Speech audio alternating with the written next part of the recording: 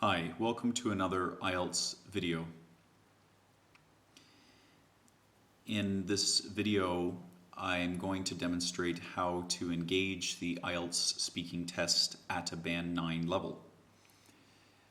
There are two versions of this exercise. This is version 1. In version 1, you will listen to the exam from start to finish. In version 2, you will repeat phrases after me to help hone your pronunciation and your ability to use effective language in your exam. For more exercises like this one, visit IELTSSpeakingBlog.com, and please provide me some feedback regarding how helpful this exercise is to you and how I can make future exercises better. Without further ado, here is the exercise. IELTSSpeakingBlog.com. Mock IELTS Speaking Test 1. This recording is copyright EnglishRyan.com. No part of this recording is endorsed by or has affiliation with the University of Cambridge ESOL examinations, the British Council, or IDP Education. My name is Elizabeth, and I will be acting as Ryan's examiner. In this recording, Ryan will demonstrate how to engage the examination at a Band 9 level. You will hear the recorded examination 2 times. The first time, you are only expected to listen. The second time, pauses will be placed after each of Ryan's responses. You are expected to repeat Ryan's responses to better hone your speaking ability. Now we shall begin. Remember, this first time you are only expected to listen. Could you tell me your full name, please? Good afternoon. I'm Ryan Higgins. What should I call you? Please call me Ryan. Thank you. What country are you from? I'm from Canada. Please give me your identification. Here you are. Now, in this first part, I'd like to ask you some questions about yourself. Let's talk about the city you come from. What kind of place is it? Well, I come from a small farming community called Smithson. It's a charming town with friendly people and a main street with little shops. The homes are fairly old and antique looking, and I think this adds to Smithson's charm. Because its population is only about 2,000 people, Smithson is known for being fairly quiet. Many young people choose to build their careers outside of Smithson, so the demographics of the town are aging. So I guess Smithson could be described as sleepy. What's the most interesting part of Smithson? The most interesting part, well, the main street that runs through the center of the city has a small clock tower at one end. This clock tower was once a railway station, but the station has been out of use for several decades. Now the clock tower is used as the post office. But aside from this, the only other really interesting thing would be the scenery. Smithson has several farms, and the farming fields are beautiful during the warmer months of the year. What kind of jobs do people in the town do? As I mentioned, farming is pretty central to the community. The farms are predominantly maize farms, so people work in this area. But people also work in the little businesses along Main Street and in the post office and in the police office. Would you say it's a good place to live? That's an interesting question. I would say it is a good place to live for certain types of people. If you like quiet lifestyle, then you would love Smithson. I can see why the aged enjoy it. For me personally, I find the town a little slow. I completely understand why so many young people choose to move closer to a bigger city. Okay, let's move on to talk about work. Tell me about the kind of work you do. I manage quality assurance for a technology company, PAL Computing. Our company produces voice recognition technology to clients that build products requiring voice recognition.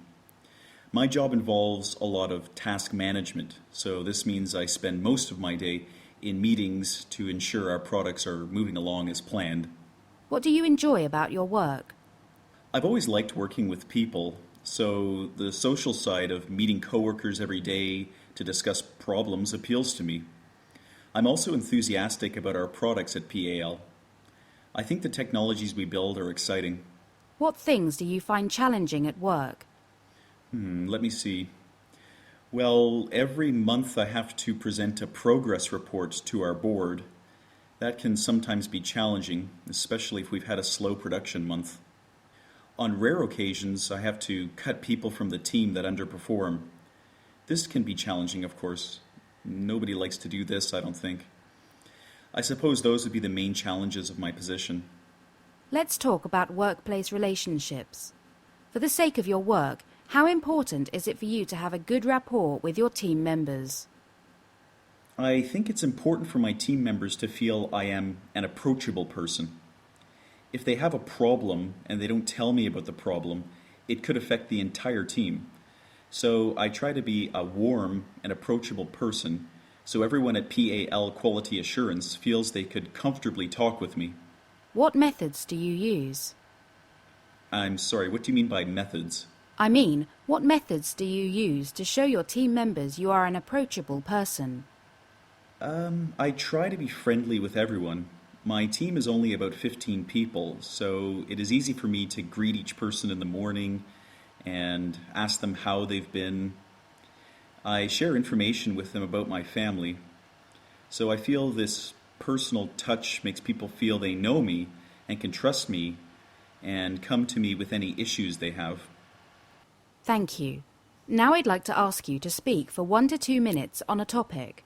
Normally, you would have 1 minute to plan your answer, but for the sake of this recording, we are going to skip this step. Your cue card reads, "Describe a trip you made by public transport. Where did you go? Why did you choose public transport? How did you feel about the trip?" I would like you to also share some details about the trip. Remember, you have 1 to 2 minutes to deliver this monologue. I'll tell you when the time is up. Start speaking now, please. Recently, I took a coach from Toronto to Montreal to visit my brother. It is a journey that normally takes about 5 hours, but this bus company stops halfway for a 30-minute break. I chose to travel by public transportation because I don't like driving long distances. When I travel via bus, I can read or work on my computer or sleep. I find this helps me arrive relaxed. In fact, I often opt for the public transportation option if I can. Overall, I felt the journey was quite comfortable. Because it was a coach, the seats were very spacious and reclined enough that I could get some sleep. There was also a Wi-Fi connection, which is something I haven't seen on a bus before. I didn't use it, but I saw several other people connect to it. Traveling in the spring also means it was a very scenic journey. To get to Montreal from Toronto, you spend a lot of time on highways surrounded by lush green nature, so that was nice. The price, however, was a little steep. I think I paid $110 for a return ticket, which to me is quite expensive. I suppose it would have been cheaper to drive, but I feel arriving fresh is money well spent. So, on the whole, the entire experience was a positive one. I would highly recommend public transportation to anyone. Thank you. Why do you think some people would rather drive than travel by bus? I suppose it is probably a privacy thing. If you drive, you can stop whenever you like or listen to the radio as loud as you like. Yes, I would imagine privacy is the main reason. But I suppose others may choose to drive to save money or to give themselves a certain flexibility. And what do you mean by flexibility? Well, for example, had I driven to visit my brother in Montreal, I would have had a car with which to drive around the city. I could also have been flexible with the time I came back to Toronto. If I wanted to stay with my brother an extra day, I could. We've been talking about travel. I'd like to discuss with you one or two more general questions relating to this topic. What do you feel a city needs to attract tourists? Let me see. Well, I suppose having recognizable landmarks doesn't hurt. Paris has certain iconic landmarks like the Eiffel Tower, for example. Sydney has the Opera House. New York City has the Statue of Liberty. In addition to this, most tourists want nice weather, so places like Hong Kong and Sydney may have advantages over places like Glasgow. I suppose basic things like safety and accessibility are important. Cost is always a factor too. You mentioned safety as something that can attract tourism. Can you expand on that? I think countries with track records of being welcoming to foreigners build up reputations. The last thing people want on their vacation is to have to worry about being robbed or worse. So I feel countries that take tourist safety seriously will always be attractive to prospective travelers. Are all aspects of the tourism industry positive? Not all aspects, no. I think tourism can sometimes be damaging to the local traditions of a city. In Shanghai, for example, many of the historical temples have McDonald's restaurants and Starbucks restaurants next to them to service tourists. I feel this tarnishes the image of these ancient locations. It can dilute the experience a little bit. What do you think about this? That people are willing to tarnish the image of historical locations in their city in an effort to profit from foreign visitors? I do not think people are actively working to damage their city. It is more a question of economics. Tourists travel to other countries with money to spend. Fast food restaurants only spring up in tourist hotspots because tourists are willing to spend money there. I suppose it is more the tourists' fault for altering the image of these historical landmarks than the locals. Can you tell me about something you purchased while travelling that holds special meaning to you? Well, several years ago, perhaps almost an entire decade ago, I traveled to Paris. My grandmother is French Canadian, so she was especially excited for me to go to France. My grandmother also collects little bells, which she displays on a shelf in her family room. Anyway, while at the foot of the Eiffel Tower, I came across a man selling brushed steel items with images of the Eiffel Tower on them. Among his goods, I found a little bell. I gave this bell to my grandmother, and I know it came to mean something special to both of us. Why do you think people buy souvenirs? Most people likely buy souvenirs because they help you to recall a place or an experience. For example, when I see that bell, I remember spending the day walking around Paris. I think souvenirs also help a person show their friends and family that they care about them and think about them. Those are probably the main reasons why people buy souvenirs. Thank you. That is the end of the speaking test.